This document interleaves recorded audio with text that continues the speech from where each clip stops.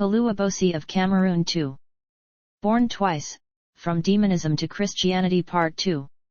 Chapter 7, My Earthly Initiation. The Queen gave me an appointment to meet at a rendezvous, and from there, the Queen physically came to meet me and took me in a taxi to an area I wasn't well familiar with. We both walked about 9 poles into a thick forest, and the Queen stopped at a tree. She asked me what the name of the tree was, and I frantically looked around it, trying to find any of my leaves to help identify it, but found none. In fact, the surrounding was neat, as if someone was assigned to sweep it thrice a day. The Queen told me it's called Tosi tree. She chanted an incantation and a side of the tree opened like a door, and we both entered in. After about 25 minutes, it opened again and we stepped out. I realized we were in another location entirely. It was when I saw some signposts in the streets that I realized that we were in Bombay, now Mumbai, in India. The Queen told me that the Tosi tree is used to physically travel to any geographical location in the world. Soon, a car stopped by and we both entered it. The Queen introduced the driver to me as one of her agents. We were taken to a ceremony that was held in a large conference center in the city, and in attendance were various occultists from different parts of the world. I was marked present in their register, and I saw my name is already written on it, in bolder letters than the rest. There was a lecture going on and our kind of meal was served. While I was eating, a man walked in and tapped me on the shoulder, and he seemed to have forgotten something, so he motioned to me to come with him. On getting to where he was, the Queen was there already, and he told me it's time for the baptism. I was given a pamphlet to read and follow. As I was about to ask the Queen a question, she disappeared. I realized I was in this alone. There was a huge tank there in the open, and out if it seemed to emerge steam of dark energy. The pamphlet warned the candidates that no matter what they see, hear or experience during the initiation, they must not express any fear, otherwise, they might not come out alive. One there was an incantation written on it to proceed with the ritual, and when I recited it, I was levitated and suspended into the tank. The lid on the tank had the words baptism/initiation. Tank written in both English and Hindi. In the tank, the place was filled with strange, fearful creatures. As I fell, I was lashed around like a tennis ball from one bird creature to another. They each had the face of a man, woman, dog, cat, and owl, all looking evil. I landed at the feet of a big creature whose full stature was obstructed by the size of his belly. Its body looked like that of a grizzly bear. It removed my eyeballs with a screwdriver and put back in their place eyeballs that could see clearer and farther than normal human eyes. Then I was thrown onto a boa constrictor which coiled around me and held me in its grip. It spat out 3 big eggs with strings which hung around my neck, and I was flung to another evil creature and on until I reached the end. In all these, I felt neither pain nor fear, and I was brought out of the tank. At that moment a skeleton hand handed me a pamphlet on my successful completion of the satanic baptism and the rules that guide it. I felt physically stronger, bolder, and magically charged after the ceremony. The Queen then appeared, and we returned home to Nigeria via the same route we came to India. Chapter 8, The Fruitless Operations. I used to have meetings with my own agents in the spirit world, but I appeared to them in a lower form of a woman. Their level of power was still low, and to appear to them in my true identity would scare the living daylights out of them. One night, while conducting a meeting, there was pandemonium as the whole place began to quake. And the meeting was disbanded. When a Christian prays aggressively, it causes chaos in the spirit realm. I checked up on a monitoring screen and saw a Christian man from Benin City praying fervently. I had seen him before at the new Benin market, and I could also see 4 angels with bright swords standing with him as he prayed. I switched off the screen to scheme on what to do. When I turned it back on, the screen exploded into ashes and I fled from there. The next day, the Queen summoned me and told me she was watching from somewhere and saw what happened last night and encouraged me not to give up in my occult warfare. She took me to the Christian man's house, but we couldn't enter it as it was under a heavy lock and chains. To when I returned home, I crossed my legs, lotus posture, and chanted an incantation over a bowl of water, and this Christian man's reflection appeared in it. As I picked up a knife to stab him, I saw two angels extricate his reflection from the water. So I slowly dropped the knife. I afflicted his 3 children with diseases and they later died. I also weighed his wife and saw that she was spiritually weak, so I afflicted her with a mysterious sickness that can neither be diagnosed nor cured except by the power of the Holy Spirit. The Christian man, being a store owner, began auctioning his goods so as to clear her medical bills, but I sent fire to destroy his store and did a few other mischiefs to him. Yet this man didn't give up. He rented another shop from a man who happened to be one of my agents. I ordered this landlord to eject him. Soon, a Christian brother helped him and he found another place. I frustratingly dismissed him as obdurate and left him alone. Years later, as I was visiting a market in Benin, I was shocked to see this Christian man in a store, bigger, better and filled with more goods than the one he had before. After overcoming my initial shock, I mustered some boldness and walked in.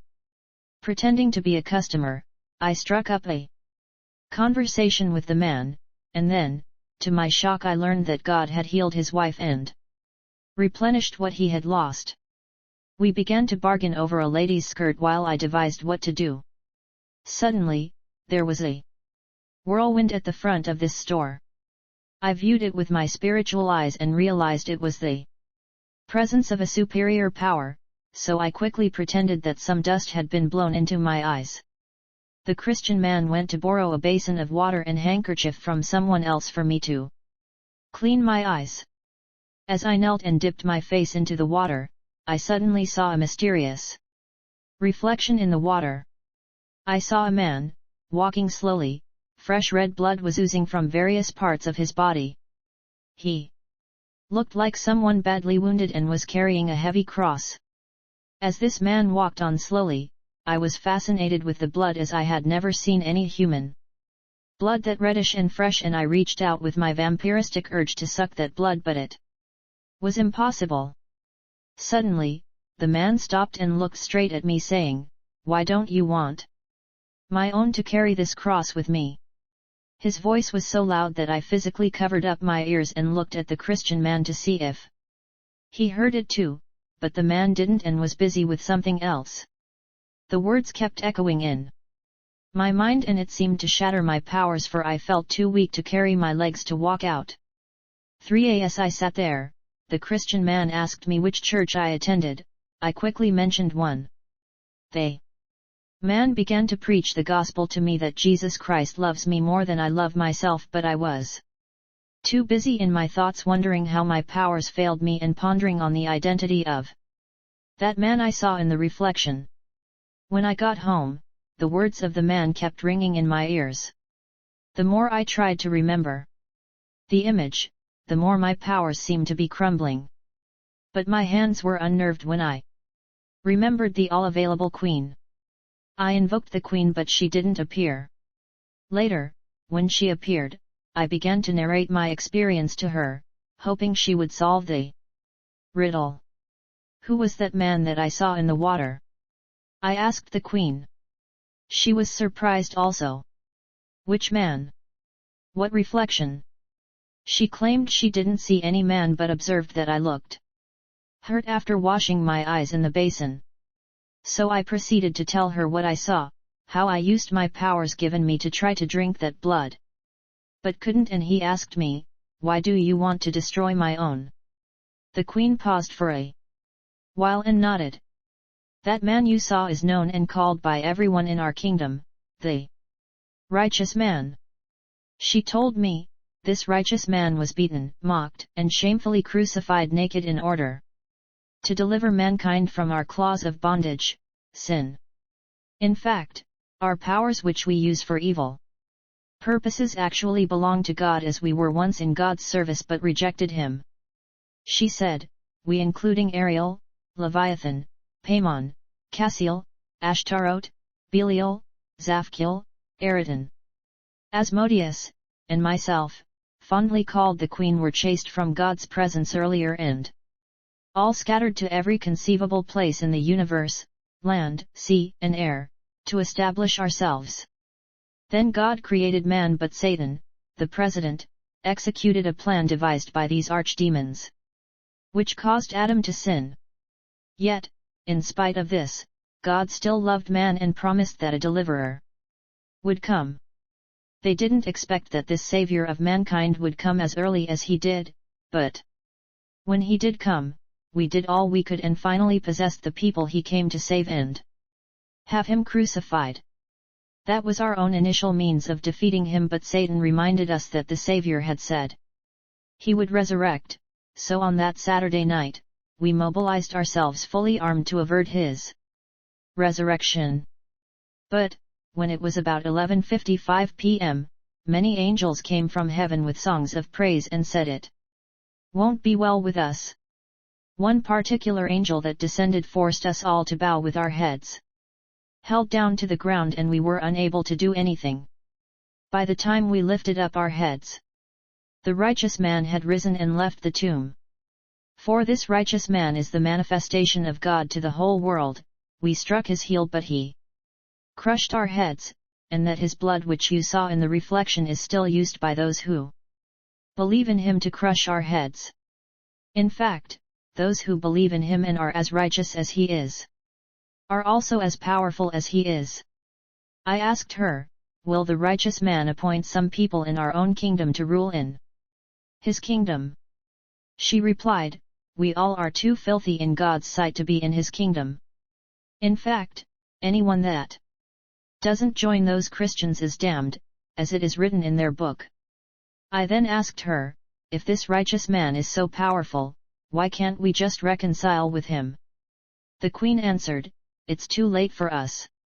A date has been set for us all to face the axe, and we will be stripped of our powers, and our kingdoms will be totally destroyed, and you as our seed will also face the axe.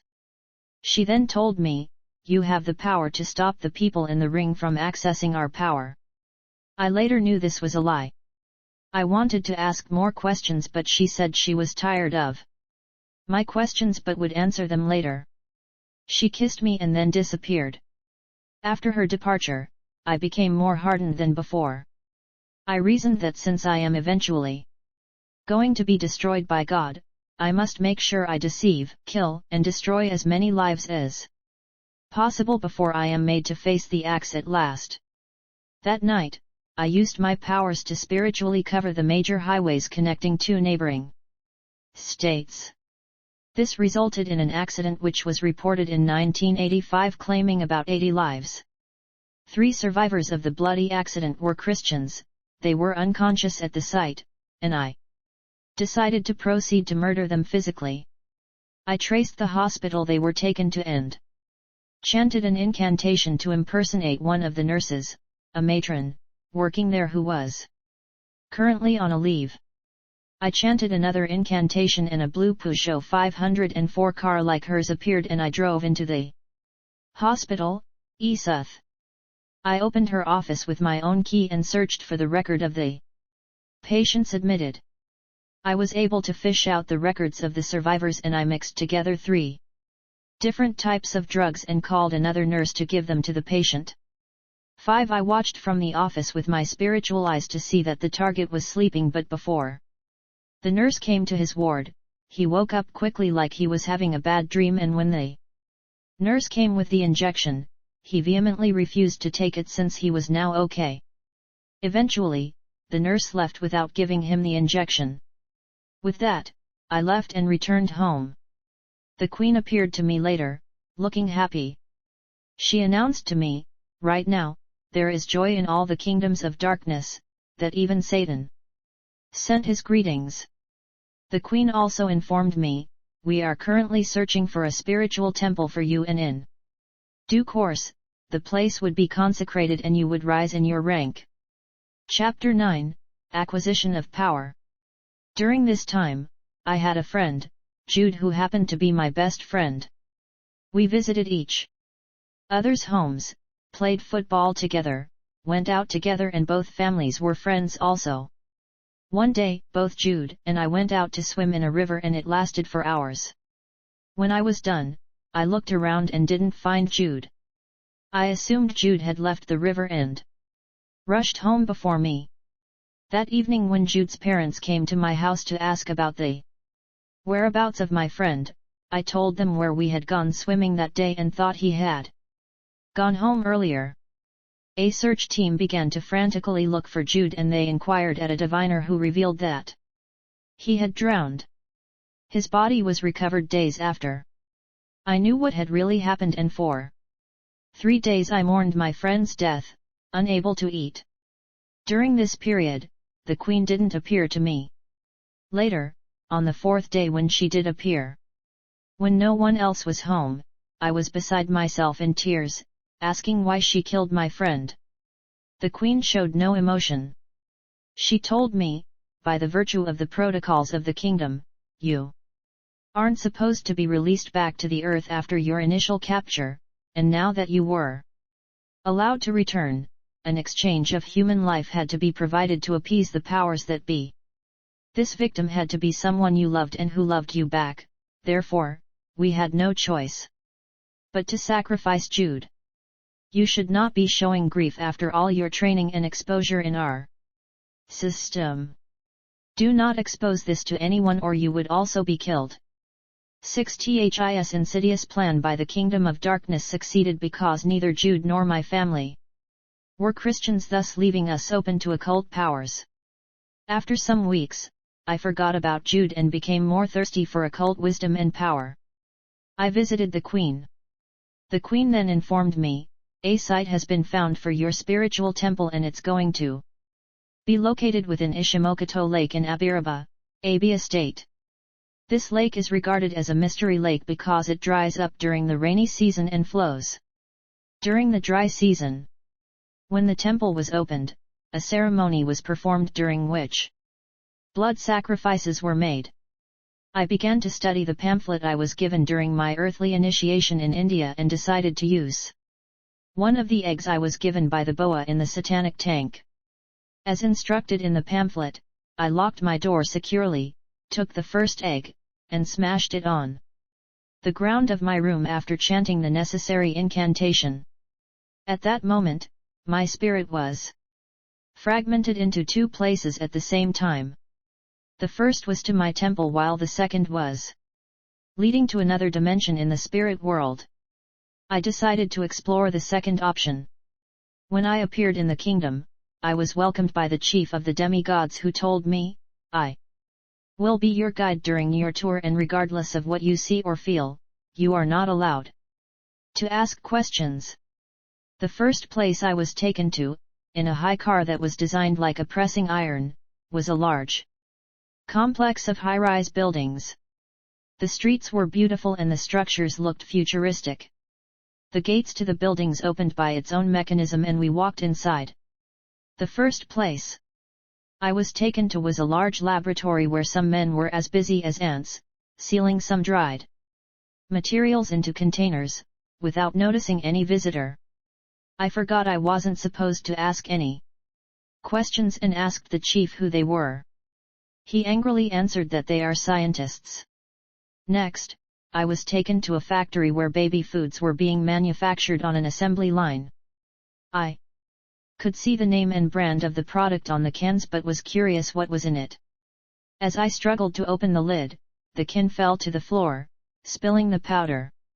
I tasted it and realized it was grounded human flesh, the bodies of disobedient agents packaged into baby foods, to infuse babies with water spirits, as I later learned. 7. I visited another place when we were hungry, and the chief demigod requested a demigod who had animal features to prepare us a meal.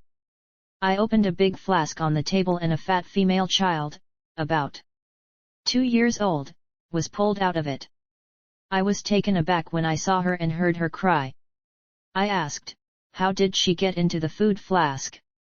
The demigod told me, ask your mother, the queen, how it came to be. The demigod chanted an incantation and the baby became very weak, unable to cry anymore. I plunged a knife into her body and began to dissect her in a tray with rainbow designs. After the meal was served, I was taken to another place. Later on, the queen told me, we sometimes place fanciful objects at specific locations on earth. And children who pick them up vanish and appear in our realm in whatever vessel they are kept by the spirits. So that was how that baby got into the food flask. I was also taken to a large museum holding the golden statues of all the outstanding people in the Kingdom of Darkness. When I was about to be shown that of Satan, the chief asked me if I had met Satan the president before. I explained how it happened as the chief listened intently, then I was shown the handsome image of Satan. The chief promised to bestow on me the power to be able to stand before the presence of Satan as I wasn't yet qualified to see him in my full power unassisted. I was highly elated to see my own statue as well, but we couldn't view all of them as the chief told me. The statues were innumerable and could take months to view them all if one did nothing else.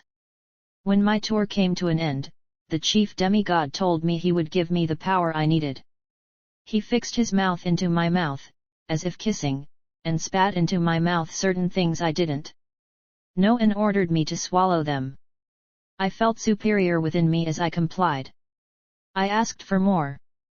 But the chief told me that's all he had himself. The chief also gave me the power to withstand Satan's presence in my right leg. He brought a long dark thin rod and inserted it up my heel. I felt no pain at all. Then he applied a copious amount of magical oil over the site. That small hole remained in my foot, but it began to close up after my deliverance. I returned to my room and resumed my duties in power in my underground temple. ATOB continued in Part 3. 9.